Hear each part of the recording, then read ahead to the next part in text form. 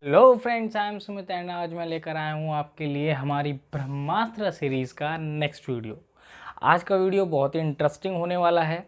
जैसे कि हमने हमारे प्रीवियस वीडियोस के अंदर हमारा सब्स्टिट्यूशन, एडिशन और एलिमिनेशन, हमने ये तीनों टाइप के रिएक्शंस जो थे हमारे, जिनमें हमारे न्यूक्लियोफिलिक, फ्री रेडिकल और इलेक्ट्रोफिलिक थे, वो सारे टाइप हमने कवर कर लिए। और लास्ट वीडियो में हमने क्या कवर करा था? E1 E2 एलिमिनेशन के जो हमारे टाइप थे। ठीक है, तो बच्चों लोग सबसे ज़्यादा एक टॉपिक में कन्फ्यूज़न होती है, that is substitution versus elimination. दोनों में मतलब ये कन्फ्यूज़न रहती है कि कब कब हमें एलिमिनेशन लगाना है और कब हमें सब्स्टिट्यूशन लगाना है। ठीक है ना, तो आज के इस वीडियो में वो जो डाउट है, वो जो प्रॉब्लम होती है, वो भी यहाँ आज क्लियर हो जाएगी। कब भैया रिएक्शन में SN1 पे लोगे, कब SN2, कब E1 और कब E2। ठीक है, चलिए स्टार्ट करते हैं। Elimination versus substitution.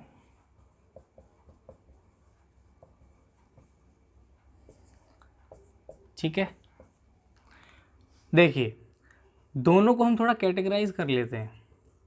एलिमिनेशन हमारे पास हमने दो तरीके के यहाँ पर देखे, E1 और E2।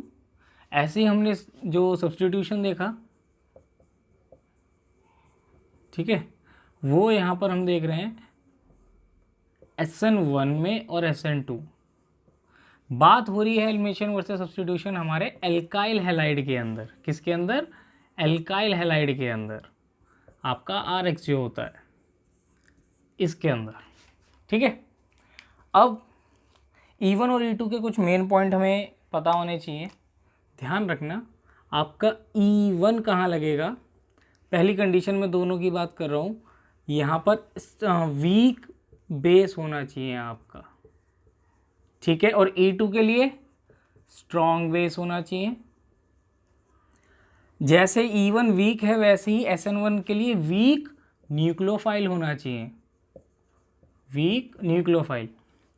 और जैसे ये स्ट्रॉन्ग बेस था E2 में, ऐसे ही SN2 के लिए स्ट्रॉन्ग न्यूक्लियोफाइल होना चाहिए। ठीक है, ये चीज़। अच्छा, और दूसरी बात करते हैं कि E1 और E2 के लिए दोनों ही स्टेबिलिटी ऑर्डर फॉलो करते हैं, टर्शियरी, सेकेंडरी, प्राइमरी वाला, ये भी सेम।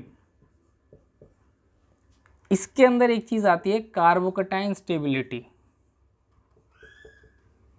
यहाँ पर ऐसा कोई फंडा नहीं था कार्बो। इट मीन्स जो E1 है ये रीअरेंजमेंट वाला केस बना सकता है, क्योंकि जहाँ कार्बोकटाइन फॉर्मेशन हो रही है वहाँ रीअरेंजमेंट पॉसिबल है। E2 में मैंने बताया था पॉसिबल नहीं है। SN1 भी क्या करता है, हमारा टर्शियरी, सेकेंडरी, प्राइमरी ऑर्डर को फॉलो करता है, और SN2 उल्टा प्राइमरी, सेकेंडरी और टर्शियरी को फॉलो करता है। यहाँ पर भी कार्बोकटाइन स्टेबिलिटी थी, यहाँ पर ऐसा नहीं था। ओके, अच्छा बात करते हैं सॉल्वेंट की, कि सॉल्वेंट का नेचर कैसा हो। E1 के लिए तो भैया प्रोटिक होना चाहिए, पोलर प्रोटिक। E2 के लिए अगर आप देखोगे तो यहाँ पे पोलर होना चाहिए लेकिन अप्रोटिक होना चाहिए।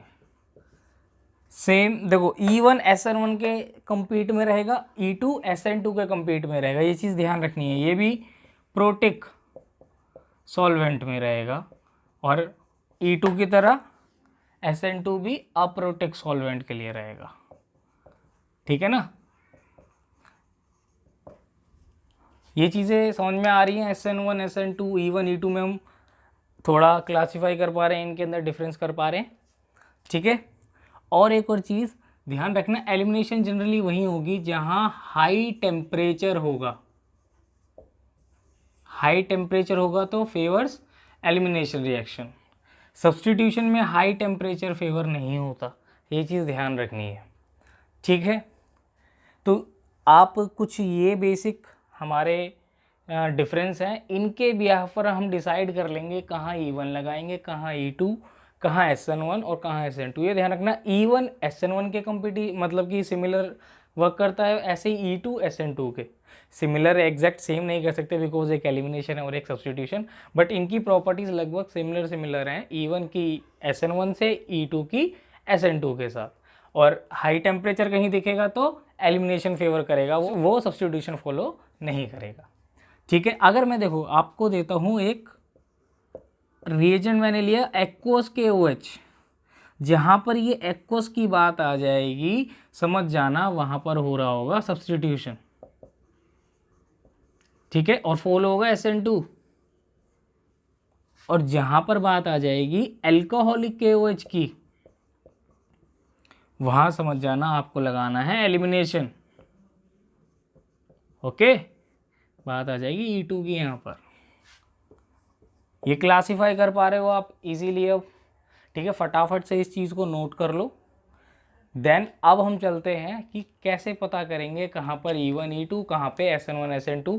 कुछ एग्जाम्पल्स देख लेते हैं और एक दो चीज़ें और इम्पोर्टेंट हैं वो भी मैं आपको बीच में बताऊंगा अभी। ओके, देखिए अब हम यहाँ पर कुछ क्वेश्चंस करेंगे और इन क्वेश्चन से हम डिसाइड कर लेंगे कि भैया कहाँ पे हमारा सब्स्टिट्यूशन का काम हो रहा है और कहाँ पे एलिमिनेशन का, क्योंकि जो भी हमने डिफरेंस पढ़े हैं क्या हम उनके बिहाफ पर डिसाइड कर पाएंगे कि SN1 कहाँ है, SN2 कहाँ है और E1 कहाँ है, E2 कहाँ है।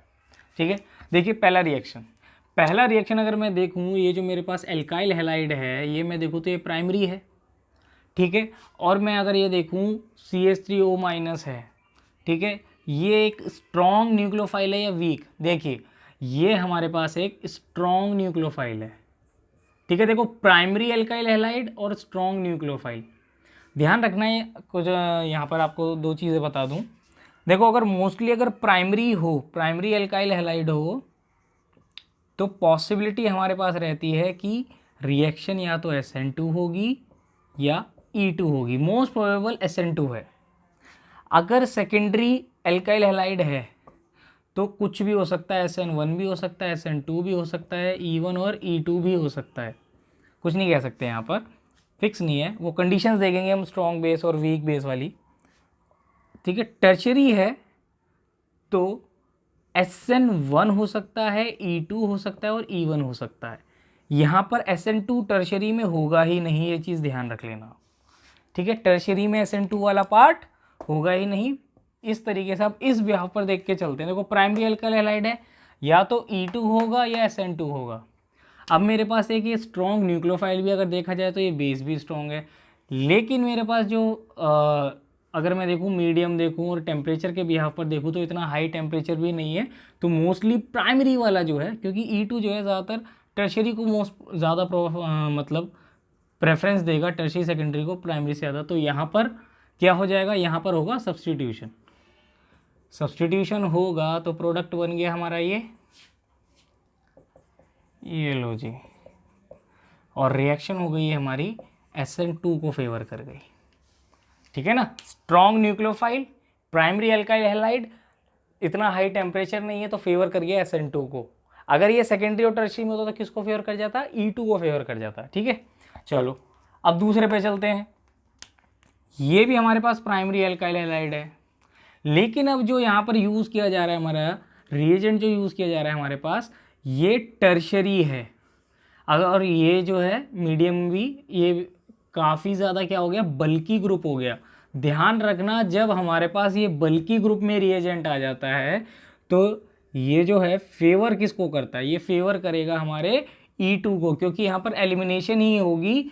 हमेशा कभी भी आपके पास काफ़ी बल्की रिएजेंट जब यूज़ किया जाएगा, और एक तरह से देखा है तो ये काफ़ी स्ट्रॉन्ग बेस है। क्या है? काफ़ी स्ट्रॉन्ग बेस है। देखो स्ट्रॉन्ग बेस की कंडीशन आ गई, बल्कि ग्रुप की कंडीशन आ गई, ये दोनों ही फेवर करती हैं हमारे E2 को। तो यहाँ पर जो होगा एलिमिनेशन होगा, एलिमिनेशन दिखाएगा, और एलिमिनेशन में क्या बन जाएगा? ये बन जाएगा।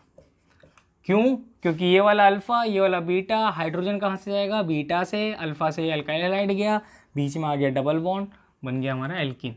फेवर किसको कर रहा है? E2 को। सारी कंडीशंस E2 के लिए फेवर हो रही हैं। ठीक है, अब अगला बढ़ते हैं हम यहाँ पर। ये मेरे पास टर्शरी एल्काइल हैलाइड है। कौन सा है? टर्शरी एल्काइल हैलाइड है। और जो मेरे पास यूज़ किया जा रहा है ये क्या है? एक वीक बेस कह लीजिए आप, या फिर पुअर न्यूक्लियोफाइल। वीक बेस या वीक न्यूक्लियोफाइल हो, टर्शरी एल्काइल हैलाइड हो, तो फेवर किसको करेगा? SN1 को फेवर करेगा जी। मतलब न्यूक्लियोफिलिक सब्स्टिट्यूशन है यहाँ पर, न्यूक्लियोफिलिक सब्स्टिट्यूशन हो रहा है, बट फेवर किसको कर रहा है? ये आपका OCH3 यहाँ ये ग्रुप लग गया, ठीक है ना, ये वाला उखड़ करके Br की जगह आ गया हमारे पास। तो यहाँ क्या हो गया? न्यूक्लियोफिलिक सब्स्टिट्यूशन हो गया। कौन सा हो गया? SN1 वाला हो गया हमारा यहाँ पर, ठीक है ना, क्योंकि SN1 का ऑर्डर क्या था? Tertiary, secondary, primary. तो टर्शरी कार्बोकैटायन बनेगा अगर यहाँ पे, और वीक है, वीक बेस या वीक न्यूक्लियोफाइल, हमारा वीक न्यूक्लियोफाइल, पुअर न्यूक्लियोफाइल किसको रेफर करता था? SN1 को करता था, ठीक है। देखो सारी चीज़ें बस वही जो मैंने आपको शुरू में डिफरेंस बताया, और ये वाला जो फंडा है, इसी बिहाफ पर हम डिसाइड कर पा रहे हैं कहाँ न्यूक्लियोफाइल मतलब न्यूक्लियोफिलिक सब्स्टिट्यूशन हो रहा है, कहाँ पे हमारा एलिमिनेशन हो रहा है। अच्छा, अब ये आप बताओ क्या होगा? टर्शरी एल्काइल हैलाइड है सेम। अब ये क्या है? Hydroxide ion. हाइड्रोक्साइड आयन जो होता है ये स्ट्रॉन्ग बेस होता है, और देखो हीट का साइन है, मतलब कि ज़्यादा हीट हो रही है, हीट का मतलब यहाँ पे एलिमिनेशन होनी चाहिए।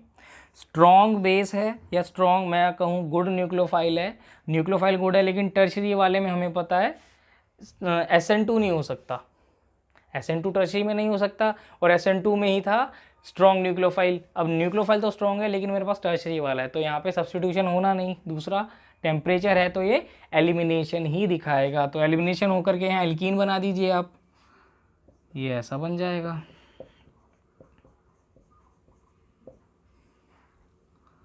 CH3 CH2 और ये, ठीक है, ये एलिमिनेशन हो गया हमारे पास। तो अब आपको पिक्चर क्लियर हो गई कि प्राइमरी वालों में। और अगर हाँ एक चीज़ ध्यान रखना, अगर आपके पास कभी ये हुआ सिर्फ मिथाइल वाला हुआ एल्काइल हैलाइड, तो ऑलवेज SN2 है, ऑलवेज SN2 है, चाहे वहाँ पर आप कुछ भी लगा लो, ऑलवेज SN2 ही होगा और कुछ नहीं होगा वहाँ पर, ठीक है। और एक और चीज़ ध्यान रखना, अगर मैं बात करूँ E1 एंड E2 में और SN1 एंड SN2 में, हमेशा ये जो 2 वाले हैं ना, दोनों के दोनों, ये फास्ट होते हैं एज़ कम्पेयर टू SN1 और E1 के। ये भी इंपॉर्टेंट चीज़ है, ये भी आप लोग ध्यान रखिएगा। तो अब यहाँ से आई होप आपको ये सारा डाउट क्लियर हो गया होगा, कहाँ पे सब्स्टिट्यूशन है, कहाँ पे एलिमिनेशन है, और कब SN1 SN2 था और कब E1 और E2 होगा, ठीक है। अगर बच्चा लोग आपको तब भी कोई दिक्कत आ रही है, आपको अपना कोई क्वेश्चन है, वो नीचे कमेंट सेक्शन में दे सकते हैं। वीडियो पसंद आया हो लाइक करें, शेयर करें और सब्सक्राइब करना बिल्कुल नहीं भूलना, ठीक है बच्चों लोग। ऐसे ही आपके लिए और इंटरेस्टिंग और मज़ेदार आपके लिए और भी कोई, अगर आपका कोई टॉपिक है जो आप देना चाहते हो, तो वो आप नीचे कमेंट सेक्शन में दे सकते हैं, ठीक है। ऐसी वीडियो हम बनाते रहेंगे, और नेक्स्ट वीडियो, और ऐसे ही आप हमें अपना प्यार देते रहें, और अच्छे अच्छे वीडियोस आपके लिए बनाते रहेंगे। तो मिलते हैं नेक्स्ट वीडियो में, जब तक के लिए बच्चा लोग पढ़ते रहो।